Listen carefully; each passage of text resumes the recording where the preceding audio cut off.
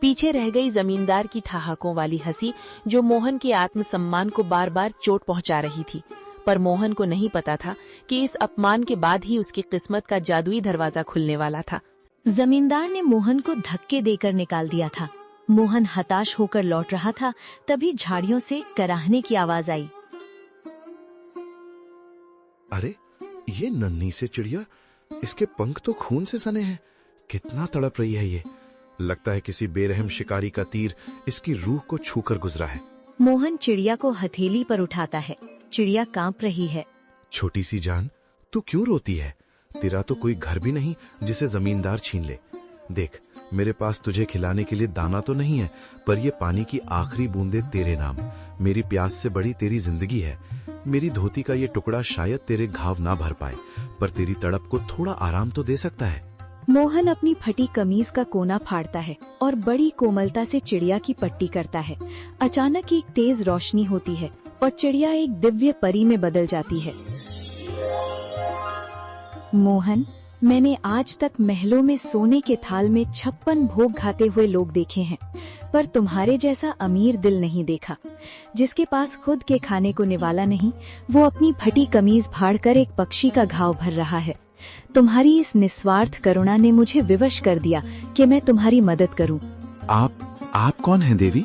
मैं तो बस एक साधारण इंसान हूँ। मैं तुम्हारी परीक्षा थी मोहन। ये लो, ये आलू और मटर के बीज साधारण नहीं है। इन्हें उस जमीन जहाँ तुमने अपनी गरीबी के सबसे ज्यादा आंसू बहाए हैं। ये फसल तुम्हारी तकदीर बदल देगी। लेकिन याद रखना, ये जादू तभी तक रहेगा जब तक तुम्हारे दिल में दूसरों के लिए दर्द रहेगा। जिस दिन अहंकार आया, ये फसल पत्थर बन जाएगी। परी तो एक दिव्य प्रकाश पुंज बनकर आसमान में विलीन हो गई, लेकिन पीछे छोड़ गई मोहन को हक्का बक्का, निशब्द हाथों में वो मखमली पोटली थामे हुए।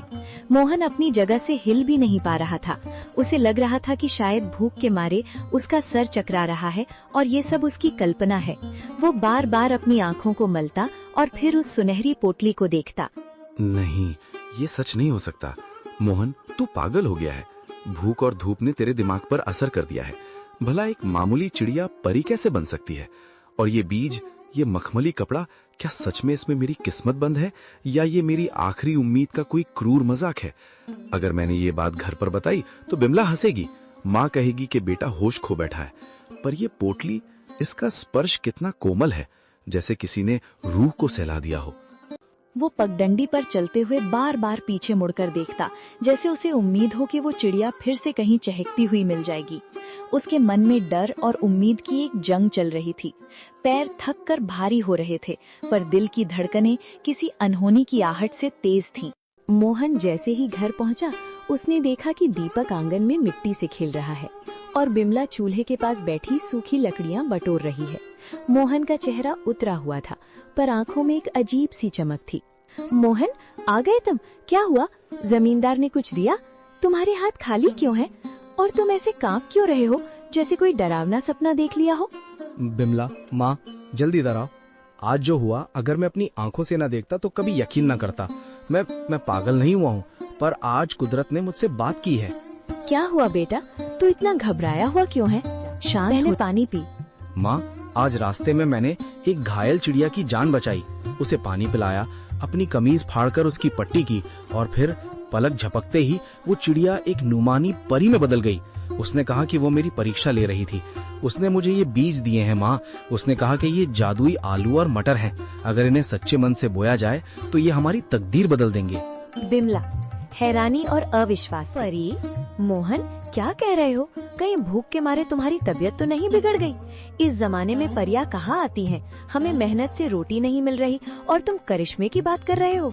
बिमला, मुझे भी यकीन नहीं हो रहा था। रास्ते भर मैं खुद को यही समझाता रहा कि मैं सपना देख रहा हूँ। पर देखो इस पोटली को, क्या ये किसी गरीब किसान के घर की चीज लग रही है? माँ, जब उस परी ने मुझसे बात की तो मेरा बोझ उतर गया। उसकी आवाज में वही ममता थी जो तुम्हारी आवाज में है। उसने कहा, जब तक मन साफ रहेगा ये फसल सोना उगलती रहेगी। बेटा, इस दुनिया में जो हम देख नहीं पाते, इसका मतलब ये नहीं कि वो होता नहीं है। तेरी ईमानदारी का सिला देने खुद विधाता किसी न किसी रूप में आते ही हैं। बिमला, शक मत कर, ये बीज नहीं, ये हमारे सब्र के एक समय की बात है। एक गांव में एक किसान रहता था। उसके पास एक बुढ़िया गाय थी जो अब दूध नहीं देती थी। किसान सोच रहा था कि इस गाय का क्या करे। उसने गाय को जंगल में छोड़ने का फैसला किया। किसान गाय को जंगल में छोड़ने गया। रास्ते में उसे एक बूढ़ा संत मिला। संत ने किसान से पूछा, कहाँ जा रहे हो और इस गाय को कहाँ ले जा रहे हो? किसान ने संत को पूरी कहानी बताई। संत ने कहा, इस गाय को मत छोड़ो, यह तुम्हारे लिए बहुत भाग्य होगी। इसे अपने पास रखो और इसकी सेवा करो। किसान ने संत की बात मानी और गाय को घर ले आया। उसने गाय की सेवा करना शुरू कर दिया।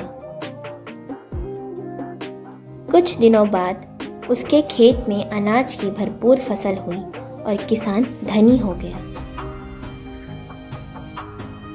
कहानी की सीख, हमें कभी भी उन चीज़ों या व्यक्तियों को नहीं छोड़ना चाहिए जिन्होंने हमें कभी मदद की हो, चाहे वे इस समय हमारे लिए उपयोगी न हो। उनकी सेवा और सम्मान हमेशा हमें आशीर्वाद और सुख समृद्धि प्रदान करते हैं।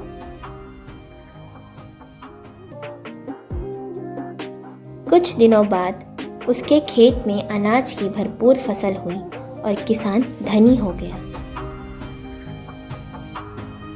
कहानी की सीख, हमें कभी भी उन चीज़ों या व्यक्तियों को नहीं छोड़ना